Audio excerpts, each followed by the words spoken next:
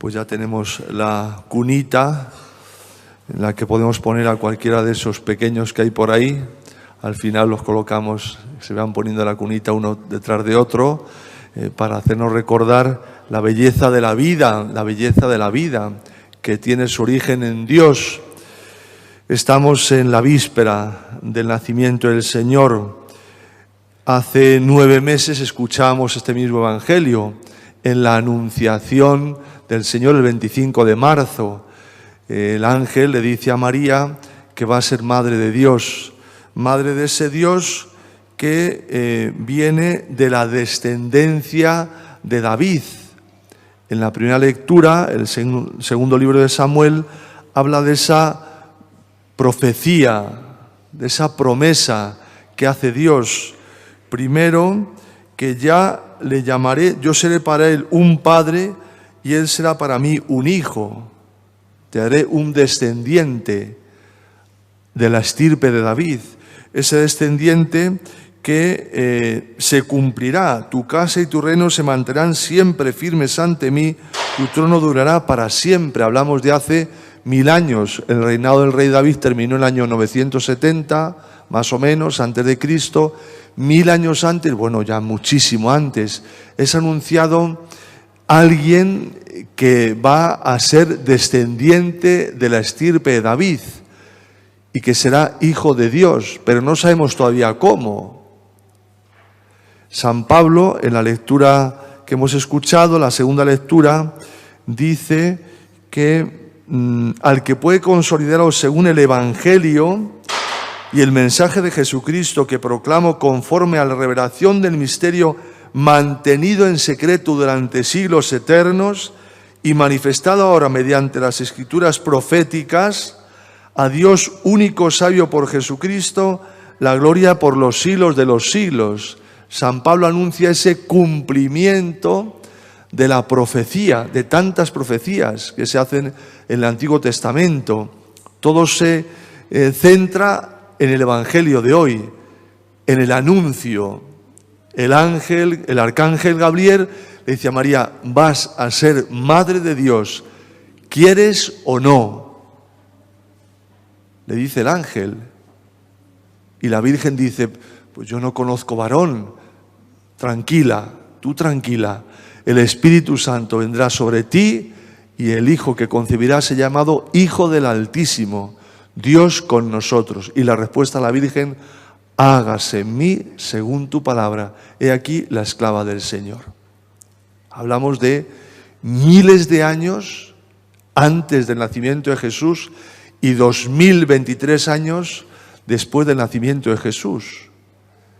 El tiempo para nosotros, que nos agobiamos enseguida, porque qué va a pasar con la Agenda 2030, cómo va a ser el fin de no sé qué, y el otro, el G28 para el año 2050 no habrá emisiones de gases de coches, y nos agobian, porque nos hace mirar solo lo terreno, nos desvían la mirada del verdadero centro de la historia que se llama Jesucristo, el Hijo de Dios. Nuestra mirada tiene que estar siempre puesta en el Señor, en su palabra, en sus promesas, en aquel que es el mismo ayer, hoy y siempre. Ayer, hoy y siempre. Los reyezuelos, hablaba por ahí un político, ¿no? Escuchaba una charla que daba política, hablando de política, dice, el infinito. ¿Sabéis lo que es el infinito? Y todos, jaja, ninguno sabe lo que es el infinito. De todos los políticos que había ahí delante, ninguno, no tiene ni idea nadie, porque la mayoría no han estudiado, no han estudiado. Llegan a políticos y no estudian, pero están ahí, pues porque los han colocado a dedo, ¿no? Esto ya sale un poquito fuera de los pies del tiesto, pero es así. El infinito, mira, el infinito, que no es infinito, pero sí lo es eterno. Y el eterno crea. Y el creador se encarna. Y el que se encarna hecho hombre vive unos años aquí muy cortos y muere en la cruz para resucitar y darnos vida eterna. Este es el sentido de nuestra vida. vida eterna. San Juan Pablo II en esa homilía poderosa, creo que fue en Chile, ¿no?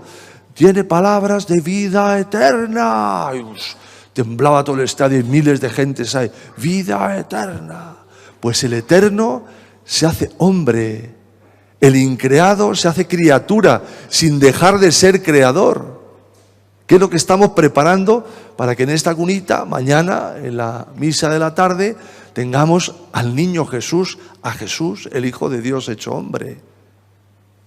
Decía un mensaje muy bonito, el 1 de enero del 94, la Virgen: hija mía, yo soy la Madre de Dios, yo soy la Madre de los hombres, la divina majestad de Dios así lo quiso, que la divinidad increada entrase dentro de mis entrañas y se juntase con la humanidad creada. Esto lo decía sin papeles, no sin papeles ilegal, sino sin mirar un papel, Luz Amparo Cuevas. Luz Amparo Cuevas, analfabeta, inculta, sin conocimiento de teología por haber estudiado. La divinidad increada entrase dentro de mis entrañas y se juntase con la humanidad creada. Perfecta teología.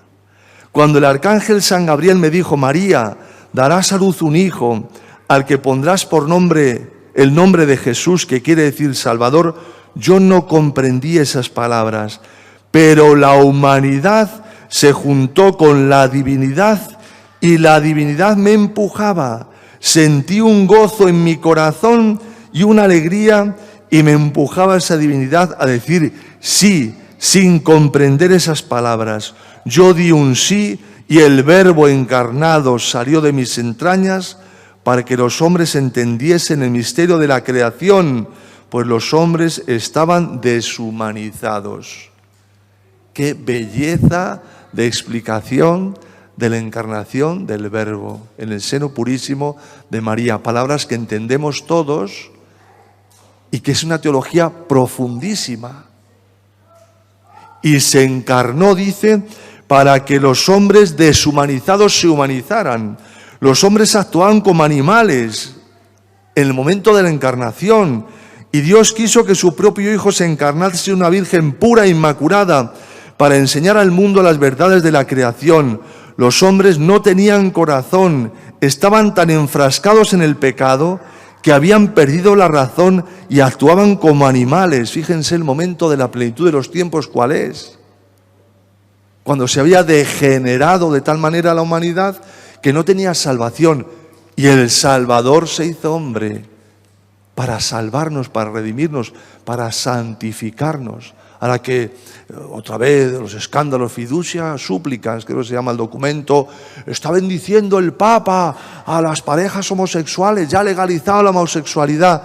Leas el documento bien, leas el documento. En estos tiempos de tanta corrupción, en estos tiempos de inmoralidad, en estos tiempos de depravación moral, es más necesaria que nunca la bendición de Dios para sacarnos de esa inmoralidad, no para bendecir la inmoralidad, sino para santificar a las almas que vivimos, porque todos somos pecadores, en esa inmoralidad. Tan difícil será esto de entender, tan difícil será esto de entender. Si el mismo Señor dice este mensaje, el mundo depravado, el imperio romano degenerado, y Dios se hace hombre, se encarna para salvarnos, para redimirnos. Cuando te viene a pedir la bendición, hay que bendecir, claro que sí, a la persona que vive en el pecado, para que esa persona, recibida la bendición, tenga una gracia más para salir de ese pecado. Ahora, si viene y te dice, bendice mi relación, no, el pecado no se puede bendecir. Yo bendigo a las personas, como Dios bendice a las personas. Al final del rito del bautismo, cuando bendecimos al Padre, a la Madre y a los presentes, primero a la Madre, que le agradece el fruto de sus entrañas, y al Padre, la mayoría hoy traen a los niños, iba a decir, traen a los niños sin bautizar, a bautizarlos. Lógicamente traen a los niños sin bautizar, porque si no sería un bautizo nulo. Pero vienen sin casar, incluso pues casados o recasados o descasados. ¿Y qué tienes que hacer? A través del bautismo de ese niño, de la gracia que ese niño recibe, bendices a esos padres que viven en el pecado para que salgan de él y vivan en la gracia. Pero si cierran la puerta antes de llegar a la iglesia, estamos perdidos todos perdidos, y todo fuera. El Señor, ¿qué hace? Nos ama, nos acoge, come con publicanos y prostitutas para que salgan del estado de pecado, para que vivan la gracia de Dios. Esto es lo que Dios quiere cuando se encarna, cuando se hace carne pecadora, como uno de nosotros. Él no tiene pecado, ¿no? Pero se encarna una carne pecadora como la nuestra. Él no tiene pecado, repito, igual en nosotros, todo igual en nosotros, menos en el pecado. Pero esta naturaleza estaba herida por el pecado. Y Él asume la naturaleza herida para redimirla. Y por eso podemos decir: cantaré eternamente tus misericordias, Señor. Porque lo que prometiste por boca de tu profeta Natán, cumpliste, y nos reconoce el apóstol en la plenitud de los tiempos, se vuelve a realizar en la celebración del nacimiento de nuestro Señor Jesucristo. Y entonces todo cobra pleno sentido. ¿Qué hay que hacer? Animar a las almas a que se enamoren de Jesús, a que se dejen santificar, a que se dejen redimir. ¿Qué hay más atractivo que el Dios amor que se hace hombre, que nos salva, que nos redime? Nada, objetivamente nada. Luego, humanamente, pues el pecado es atractivo, la miseria es atractiva, el gordo de la lotería es atractivo, bien, vale, y ya. No, te ha tocado el gordo, nos ha tocado el gordo. He contado la tontería esa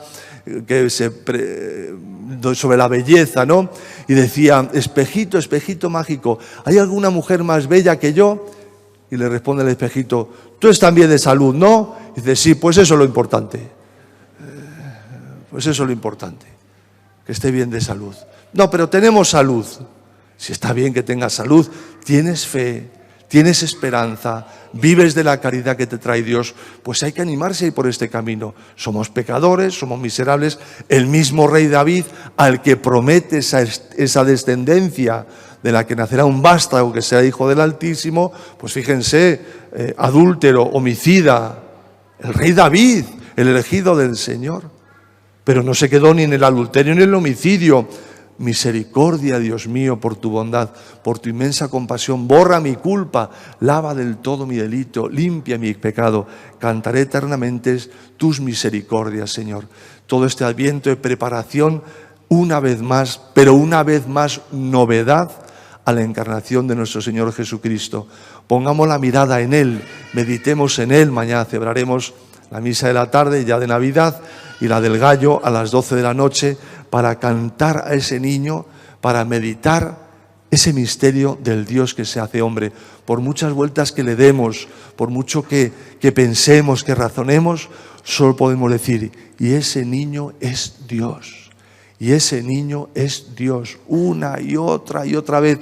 Y aunque lo estuviéramos diciendo todo el día y toda la noche y todos los días de nuestra vida, nunca alcanzaríamos a comprender el misterio del Dios que se hace hombre. La Virgen ya está ahí, a punto de dar a luz. Y José, pues ahí también está el hombre.